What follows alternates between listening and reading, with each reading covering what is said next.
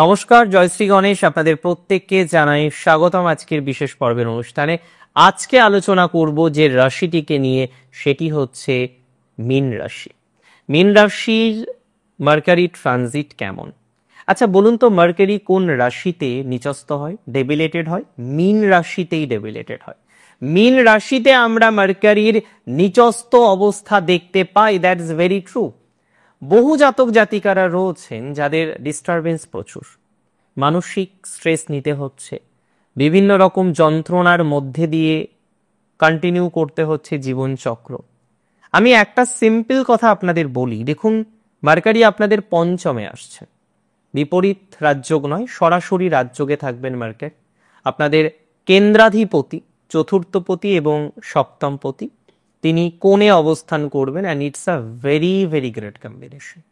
এটি একটি রাজযোগ সম, এবং মার্কারি মীন রাশির ক্ষেত্রে তাদের ম্যারেজ, তাদের রিলেশনশিপ, তাদের সন্তান, তাদের এক্সট্রা কারিকুলার অ্যাক্টিভিটিস, তাদের এডুকেশন, সমস্ত বিষয়ে প্রভাব কিন্তু বিস্তার করতে চলেছে। দেখুন, আমি কার্যত একটা কথা আপনাদের জানাই, বর্তমানে বহু জাতক জাতিকারা আছেন যারা মানসিকভাবে স্ট্রেসে থাকে। একটা মেন্টাল স্ট্রেস, একটা দুর্ভাবনা, একটা দুশ্চিন্তার জায়গা বারবার আপনার জীবনচক্রে কিন্তু চলে আসে।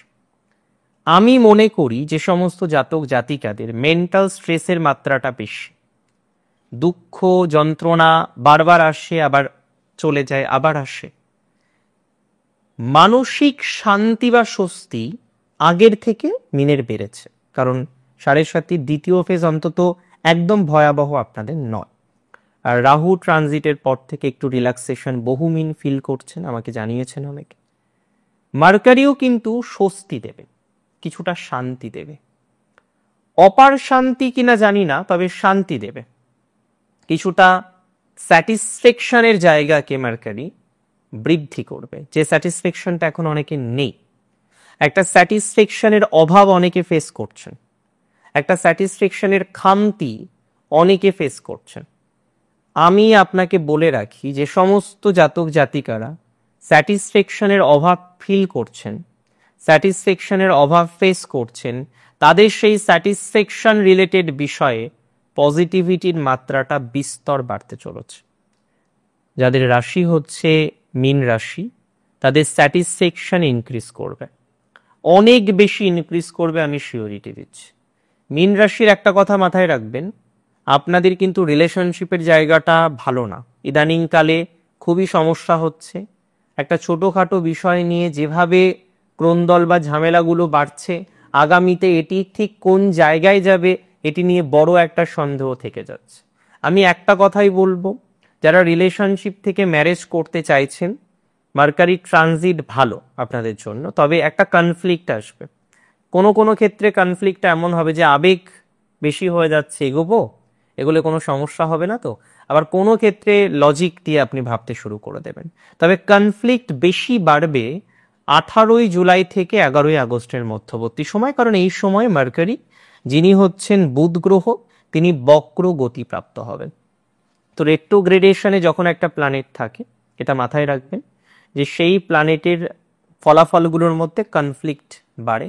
আর এমনিতেও মার্কারি তিনি লজিক্যাল প্ল্যানেট হয়ে মোস্টলি আবেগপ্রবণ ঘরে বসে আছে, কর্কট রাশিতে, জল রাশিতে বসে আছে। তো তার আবেগও আসবে, তার লজিকও আসবে, মাঝে মাঝে দুটো বিষয়ের মধ্যে একটা মিসম্যাচ আমরা লক্ষ্য করতে পারবো। এবং ওভারঅল যদি ফাইনালাইজেশন অফ দ্য ইম্প্যাক্ট নিয়ে আমরা আলোচনা করি, আমি কার্যত শিওর যে বহু জাতক জাতিকাদের ডেভেলপমেন্ট বা গ্রোথ বা অপরচুনিটিজের জায়গাটা বৃদ্ধিপ্রাপ্ত হয়ে যাবে, এটা নিয়ে কোনো ডাউট নেই। রাশি মিনের ক্ষেত্রে রিলেশনশিপ নিয়ে এগোনো যায়, রিলেশনশিপের ম্যারেজ ভালো হবে কিছু কিছু ক্ষেত্রে। সো ডিসিশন নিতে না পারলে প্রপার ডিসিশন নিন।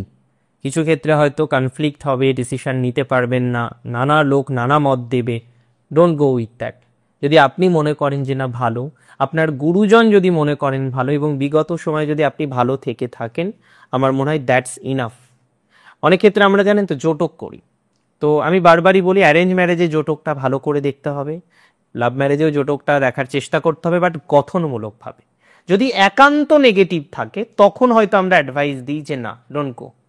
বাট যদি দেখা যায় কম্প্রোমাইজ করে চলা যেতে পারে, কিছু সেলফ কাউন্সিলিং করে চলা যেতে পারে, আমরা সেক্ষেত্রে কাউন্সিলিং করে কম্প্রোমাইজ করে কোন জায়গা থেকে প্রবলেমগুলো আসতে পারে সেটাকে বুঝিয়ে দিয়ে এগোনোর পরামর্শ দিই। কিন্তু এটা বুঝবেন, যদি দেখা যায় যে না, বার্থ চার্ট অ্যানালাইসিস করে on the basis of astrology ডিভোর্সের মাত্রাটা বেশি, প্রবাবিলিটি বেশি, সেখানে তো অ্যাডভাইস দেওয়া ছাড়া কোনো অপশান নেই, এটা বুঝতে হবে। তবে ম্যাক্সিমাম ক্ষেত্রে 99.99% ক্ষেত্রে আমরা লাভ ম্যারেজের জটক বিচারের ক্ষেত্রে গঠনমূলক আলোচনা করার চেষ্টা করি। আচ্ছা, এবার আমি মূল প্রসঙ্গে আসি।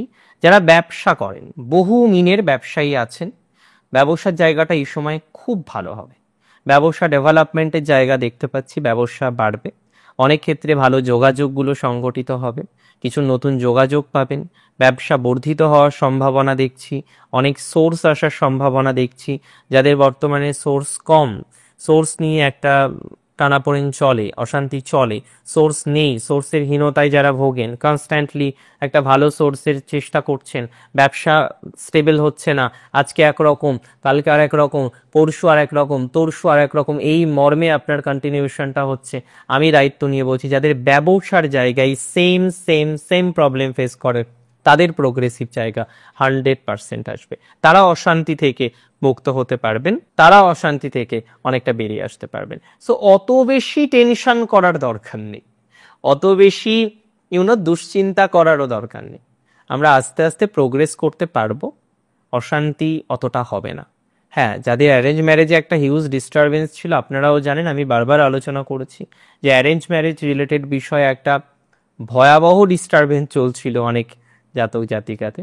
সেই ভয়াবহ ডিস্টারবেন্স থেকে আমি মনে করি কার্যত আপনারা পেরোতে পারবেন, একটা অশান্তি মুক্তির সম্ভাবনা দেখতে পাচ্ছি, ভয়াবহ ডিস্টারবেন্সের মাত্রাটা অনেকটা কমবে, আর ধীরে ধীরে প্রোগ্রেসিভ জায়গার সূচনা আপনারা তৈরি করতে পারবেন, এতটুকু শিওরিটি দিতে পারছি। আর মীন রাশির ক্ষেত্রে যাদের ইনলজের প্রবলেম, সেটাও কিছুটা মিটতে পারে এই ট্রানজিটে।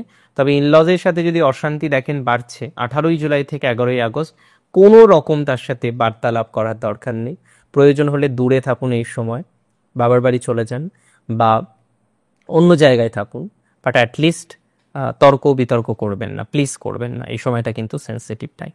আচ্ছা, মীন রাশির আমি বলে রাখি, যারা এডুকেশনে আছে তাদের সময়টা ভালো, হায়ার এডুকেশনে দক্ষতা বাড়বে, কিছু চেঞ্জ দেখছি, সেটা প্রফেশনাল লাইফে হতে পারে, প্রফেশনাল লাইফের কিছু পরিবর্তন হওয়ার সম্ভাবনাটা বেশি, প্রফেশনাল লাইফের কিছু পরিবর্তন রয়েছে, আমি মনে করি সেটা মীন রাশির ক্ষেত্রে কার্যত হবে। কিছু লোকেশন চেঞ্জ বা অন্য ধরনের কিছু চেঞ্জের প্রবাবিলিটিটা হিউজ মাত্রায় রয়েছে, যদি কিছু চেঞ্জ হয় সেটা গঠনমূলকভাবেই ধরবো।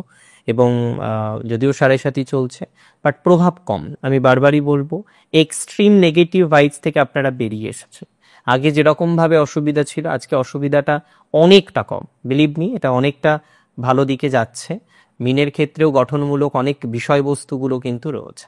মিনের আপাতত খেয়াল রাখার মধ্যে কিছু মাথা গরমের টেন্ডেন্সিটাকে কমাতে হবে, এবং হয় না, আপনি অনেক সময় শেয়ার করেন না, তো চেষ্টা করবেন শেয়ার করার, নিজের ভাবনা চিন্তাগুলোকে ব্যক্ত করার চেষ্টা করুন। এবং অনেকে সোশ্যাল মিডিয়াতে অ্যাক্টিভ নন মিন, তাদের মধ্যে প্রতিভা প্রচুর, এত সুন্দর। মাঝখানে একজন ক্লায়েন্ট আমার চেম্বারে এসেছিলেন, এত সুন্দর তার গানের গলা, তিনি ব্যক্ত করছেন না তাকে, তাহলে তার প্রতিভাকে যদি জনসমক্ষে না নিয়ে আসে, তার ডেভেলপমেন্ট হবে না, এটা তো স্বাভাবিক বিষয়।